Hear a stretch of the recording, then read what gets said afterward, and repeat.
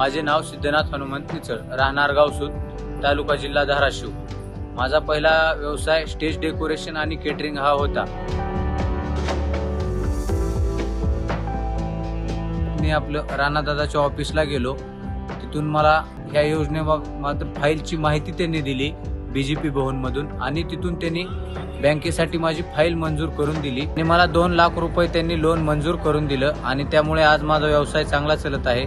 सगळं जाऊन मला एक 15-20 हजार रुपये महिन्याला राहतात आणि त्यामुळे माझी ओळख पण वाढायला लागली आणि व्यवसाय पण वाढायला।